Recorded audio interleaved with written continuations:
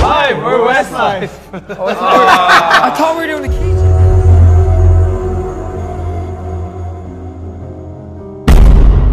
Nung makapasok at mamayagpag ang grunge music o alternatives eksena nung early 90s, marami ding boy bands ang nakakuha ng kasikatan dahil nung early 90s din na unang nakakuha ng success ang Boyz II Men at dumating din ang Take That from UK. Tapos nung mid-90s, lumabas na din ang mga Backstreet Boys, Boyzone, NSYNC at marami pang iba. Kumbaga mga idol, bago mauso at sakupin ng K-pop ang mundo ng musika ngayon, itong mga boy bands munang ito ang naunang naghari, nagpatili at nagpaindak sa mga tita at nanay nyo. Well, syempre, nakikanta din naman sa kanila ang mga tatay at tito mo. Sa video natin ngayon, tatalakayin natin ang isa sa minahal na boy band ng mga Pilipino at sigurado ako, madalas pa rin natin itong naririnig sa iba't ibang lugar, lalo na nga sa mga may okasyon at mayroong video okay. Kahit nga ako mga idol, suking-suki ako ng mga kanta nilang katulad ng Flying Without Wings, If I Let You Go, Swear It Again,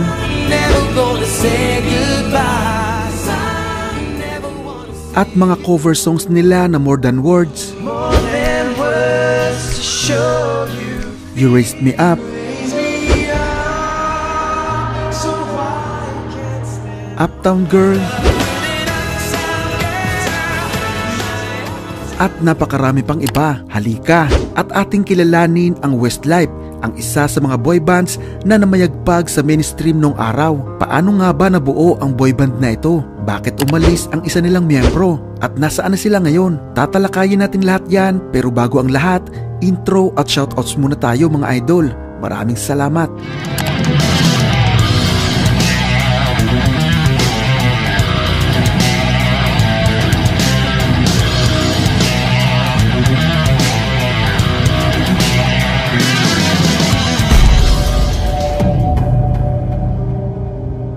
Nagsimula ang lahat sa Summerhill College sa Sligo, Ireland, kung saan nag-aaral sina Shane Phelan, Kian Egan at Mark Feely. Tapos noong 1997, nakasama naman nila sa isang programa sa school sina Derek Lacey, Graham Caron at Michael Garrett. Then binuo nila ang grupong 6 as 1 na kalaunan ay ginawa nilang IOYOU. At dahil nga kilala ng nanay ni Shane ang manager ng Boyzone na si Louis Walsh, nagkaroon agad ng pagkakataon ang grupo na maipakilala kay Simon Cowell na noon ay A&R consultant ng BMG. Pero bigo ang mga itong makakuha ng kontrata. Ayon kay Simon, maganda umano ang boses ng mga ito, pero sila umano ang pinakapangit na grupo na nakita niya. Ipinayo nito kay Louis Walsh na magtanggal ng hanggang 3 sa mga ito para i-consider niya na isign ang grupo sa BMG. Agad naman itong sinunod ni Walsh at natira nga sa grupo sina Shane, Mark at Kian. Tapos nagsagawa sila ng audition sa Dublin para makumpleto ang bagong boy band na bubuuin nila. Dito na nga mga idol pumasok sina Nicky Byrne at si Brian McFadden. Noong July 3, 1998, opisyal nang isinilang ang boy band na nung una ay tinawag na Westside, pero meron ng ibang banda na gumagamit ng pangalang ito, kaya ginawa nilang Westlife kalaunan. Dito, sa pangalawang lapit kay Simon, nagawa na ng Westlife na magkaroon ng deal sa BMG. Nakakuha sila ng record deal na nagkakahalagang 4 million pounds o mahigit sa $5 million. Ito ay sa RCA Records na part din naman ng BMG. Noong 1998, nagkaroon ng malaking pagkakataon ang Westlife na magpakilala sa mga fans nung mag-opening sila sa konsyerto ng Boyzone at Backstreet Boys. Makalipas ang ilang panahon, naging co-manager ng Westlife si Ronan Keating na miyembro ng Boyzone. At nung taon din na yon, nag-release na ang Westlife na extended play. Pagpasok naman ng 1999, na-release ng Westlife ang pinakauna at self-titled na album kung saan nabibilang ang awitin na Swear It Again,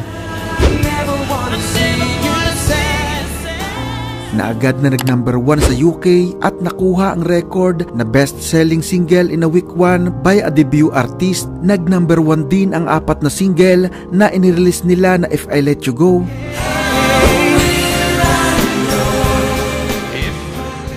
Flying Without Wings, ang double-side single na I Have a Dream and Season in the Sun. Then ang Full Again.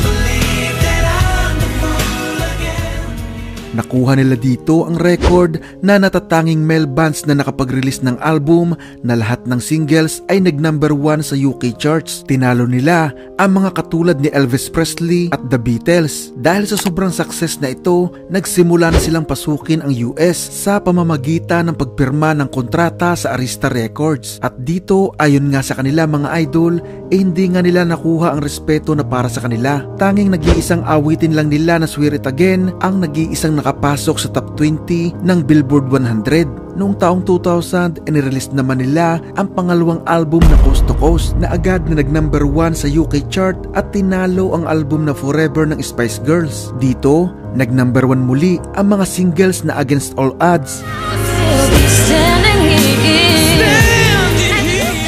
at My Love,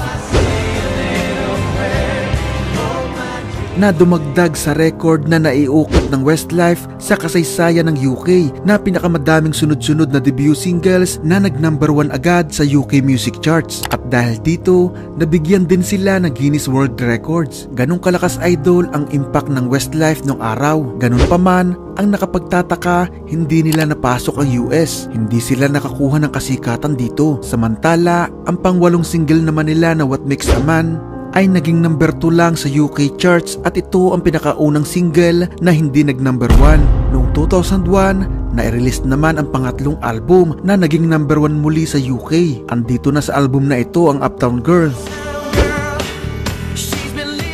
Queen of My Heart at World of Our Own, na lahat ng ito ay pumalo lahat sa number 1 ng UK charts. Nakuha nila dito ang record na pinakamabilis na bandang nakakuha ng 10 singles na pumalo sa number 1. Natalo nila dito ang The Beatles. Noong 2002, nakakuha sila ng advertising deal sa Adidas at sa loob lang ng 3 taon, nakapagbenta na agad ang Westlife ng 12 million copies ng album. Sa taon din na ito mga idol, nakakuha muli sila ng Guinness World Records. Ito ay ang pagkakaroon ng public appearance sa 5 bayan sa loob lamang ng 36 na oras. Noong 2003, inirelease naman ang pang-4 na album na Turn Around na pumalo muli sa number 1 sa UK. Noong 2004, isang malungkot na balita para sa mga fans ang pag-alis sa Westlife ni Brian. Umalis umano ito para magkaroon ng oras sa kanyang mga anak at sa asawa na si Kerry Katona na miyembro naman ng Atomic Kitten. Pero sa kasamaang palad, hindi rin naman nagtagal at naghiwalay din ang dalawa. Pagkalipas ng 6 na buwan na wala siya sa Westlife, nag-release naman si Brian ng kanyang solo projects pero hindi ito gaanong nag-success. Pero pagkalipas ng maraming taon, ipinagtapat naman ito na isa sa dahilan ng pag-alis niya sa Westlife ay ang pagkawala ng kanyang interes sa grupo. Alam nyo ba mga idol kung bakit? Dahil ayaw nito sa ikinover nilang kanta ni Barry Manilow na Mandy.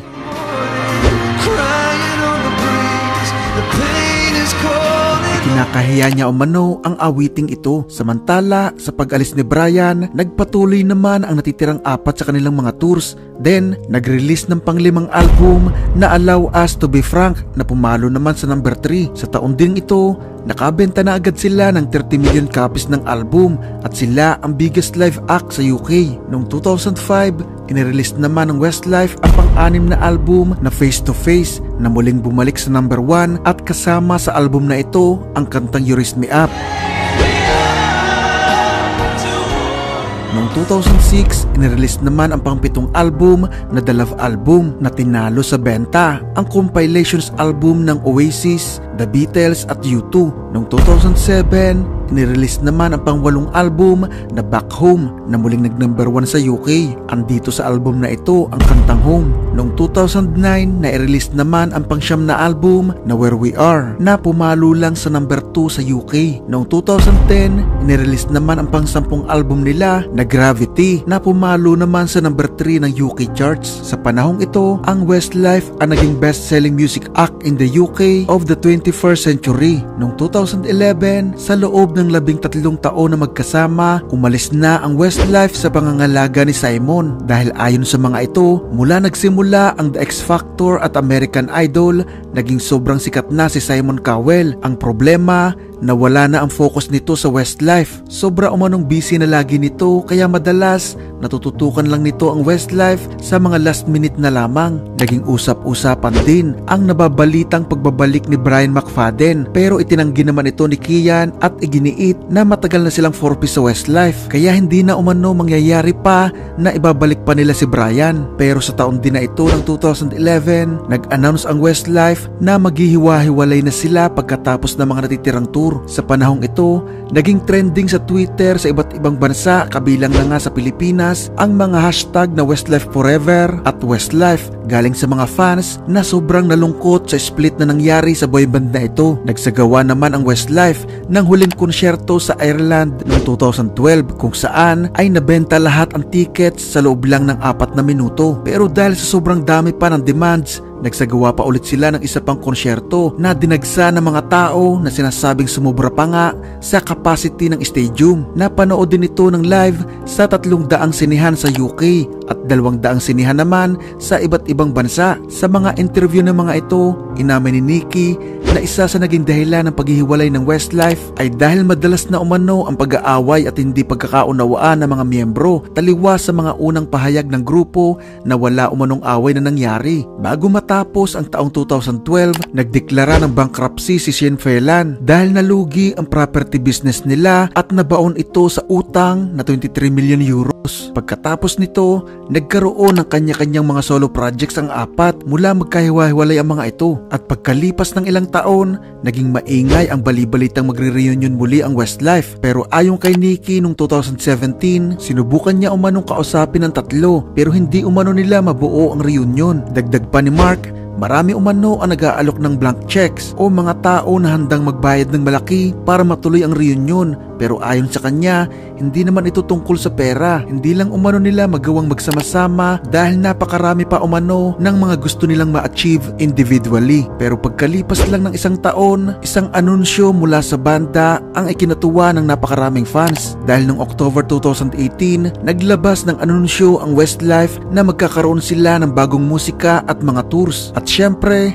hindi nawala ang mga tanong kung kasama ba si Brian sa reunion. Sinagot naman ito ng direkta ng Westlife na hindi na umano yun mangyayari pa. Inamin din ng mga ito na ang pag-alis ni Brian nung panahon na nasa itaas pa sila ng kasikatan ng kanilang karera ay nagbigay sa kanila ng sobrang sakit ng kalooban at matinding takot. Dahil sa pag-alis ni Brian, naiwan sila sa isang sitwasyon na hindi nila alam ang dapat gawin. Kinailangan nilang mag-umpisa muli sa simula at mula umano nun, nasanay na rin sila na 4 lang sila sa banda. Kaya ang dati umanong grupo na kasama nila si Brian ay matagal nang wala. Samantala, ayon kay Brian, nakatanggap umano siya ng milyon-milyong halaga ng offer na galing sa iba't ibang grupo para umano makipag-reunion siya sa Westlife. Pero ang problema, hindi umano siya pinansin ng mga dati niyang kasama.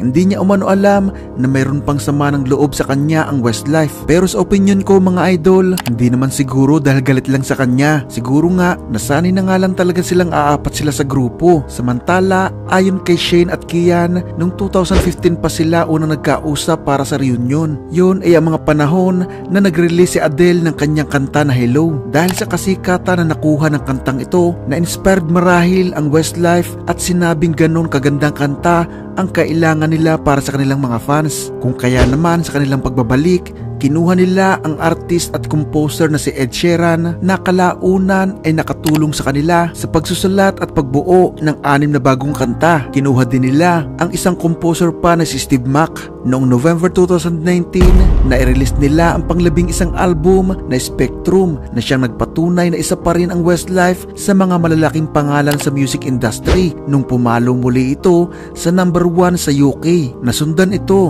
ng napakaraming tours at projects. Nakabalik sila sa kasikatan at patuloy pa rin sa pag-break ng iba't ibang records. Pero syempre, sa mga panahong yon, nag-umpisa na rin ang pandemya kaya naapektuhan din lahat ang kanilang mga ginagawa. Pero ganun pa man, nakapag-release pa ang Westlife ng pang-12 album nitong 2021 lang. Ito ay ang album na Wild Dreams na pumalo sa top 2 sa UK charts. Magsisimula muli ang tours nila mga idol sa July ngayong 2022. At syempre, napakalaki pa ng posibilidad ng bagong albums in the future. Sa ngayon, ang Westlife ay mayroong 12 studio albums, isang live album, 9 na compilation albums at 16 na video albums. Hindi maitatanggi na ang musika ng Westlife ay minahal ng napakaraming fans, lalo na nga ng mga Pilipino, at sigurado ako na kung lumaki ka kasabay ang kasikatan ng boyband na ito, hinding-hindi mo rin ipagpapalit ang mga awitin nila sa mga kanta na nauuso ngayon sa kasalukuyan. Tama ba ako o tama ako? Pag-usapan natin yan sa comment section. Nagustuhan mo ba ang video natin ngayon? Kung oo, wag na wag mong kakalimutang mag-subscribe at i-click ang notification bell para lagi kang updated sa mga video na tatalakay sa mga paborito mong banda. Paki-like na rin ako ng video na ito mga idol bilang suporta sa ating channel. Maraming salamat sa inyong panonood.